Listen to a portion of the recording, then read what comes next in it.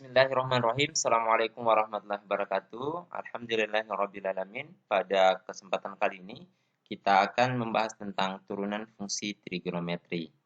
Kompetensi yang ingin diharapkan adalah mahasiswa mampu memahami dan menyelesaikan turunan fungsi trigonometri, mulai dari sinus, kosinus, tangan, kotangan, dan seterusnya. Baik, kita awali dengan teorema A, ya, yaitu tentang turunan sin X dan cos X, yang mana keduanya terdiferensialkan. Sebagaimana kita ketahui bahwa turunan dari sin X itu sama dengan cos X, dan turunan dari cos X itu sama dengan min sin X. Lalu untuk proses pembuktiannya saya mengambil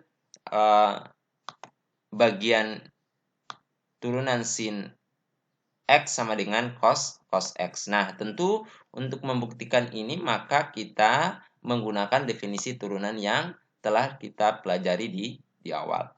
Di mana definisi turunan yang kita ketahui bahwa f aksen X itu sama dengan fx, ya. Kemarin f aksen X itu sama dengan f x, ya, tambah h, ya, dikurang dengan fx per dengan h, ya.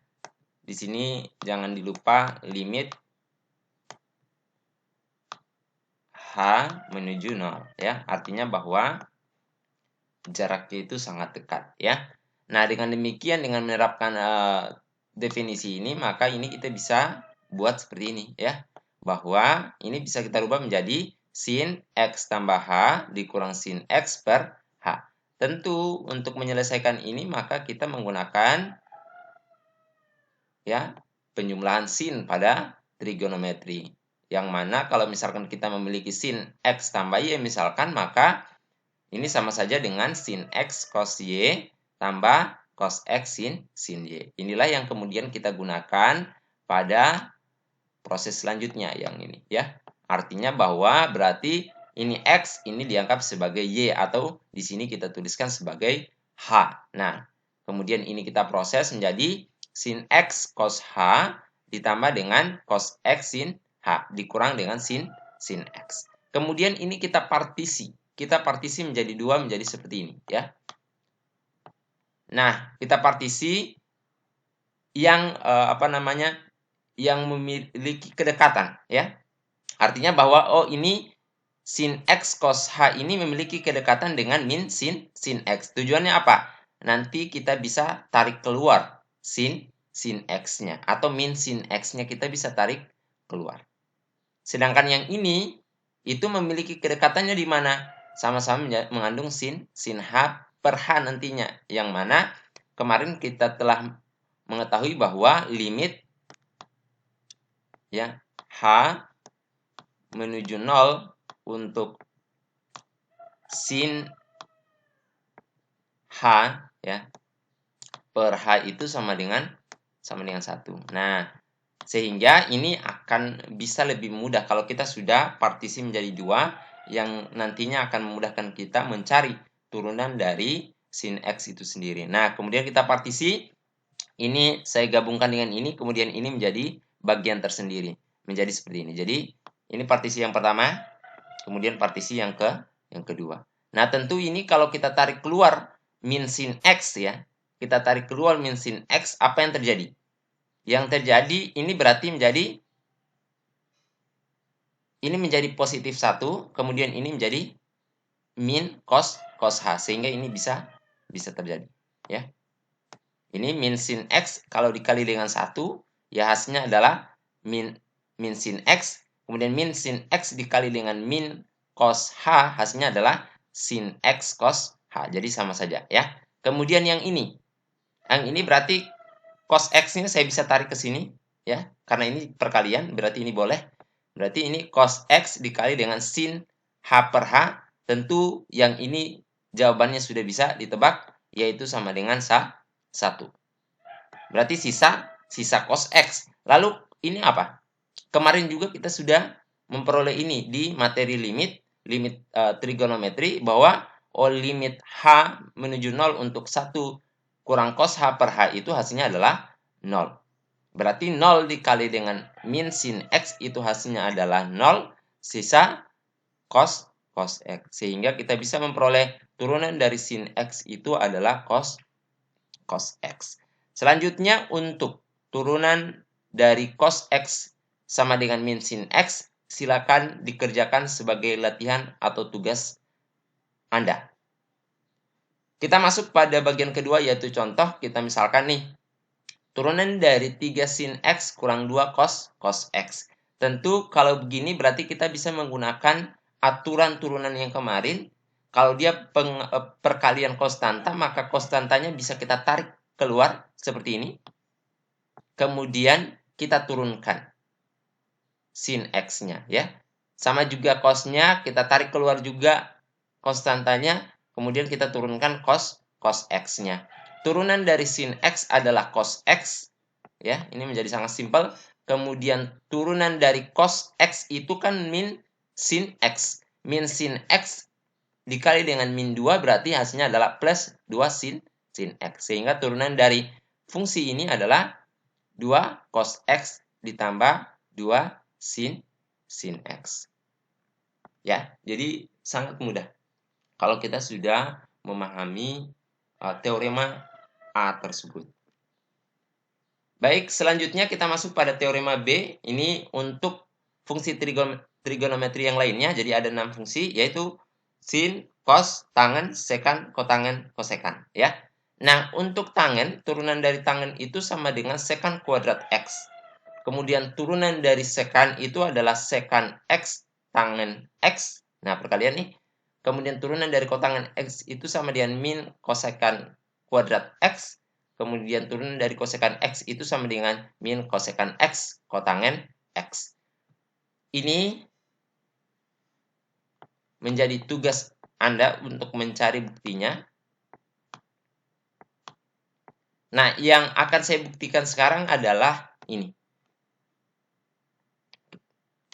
Turunan dari tangen X itu sama dengan sekan kuadrat X dari mana? Nah, yang perlu diingat bahwa tangen X itu sama dengan sin X per cos X. Artinya berarti nanti untuk mencari turunan ini boleh dengan menggunakan turunan sin X cos X. Tentu kalau sudah menggunakan pembagian berarti kita menggunakan aturan hasil bagi. Yang mana kemarin aturan hasil bagi itu misalkan turunan dari fx per gx itu berarti sama dengan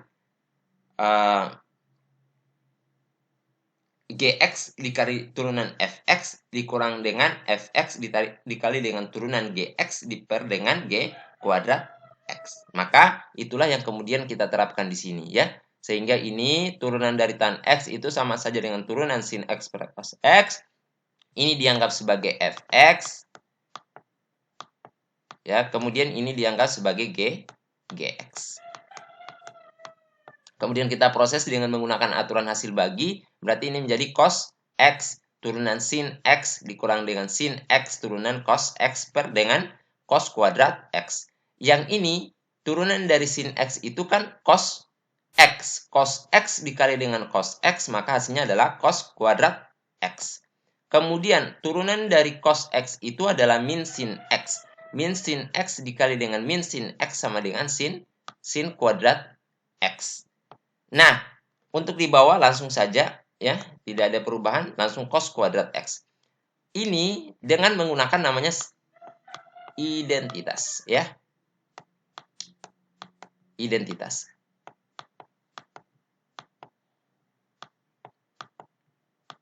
Kita menggunakan namanya identitas trigonometri cos kuadrat x sin kuadrat ditambah sin kuadrat x itu sama dengan 1.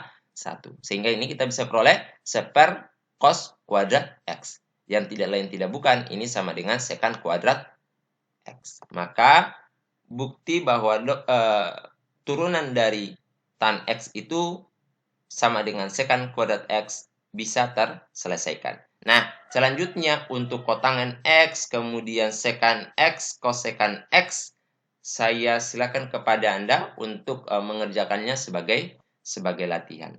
Untuk contoh pada teorema ini misalkan nih, kita ingin mencari turunan dari Y sama dengan tan kuadrat X. Yang kita ketahui dirumuskan hanya, atau di teorema tadi, hanya tan X kan?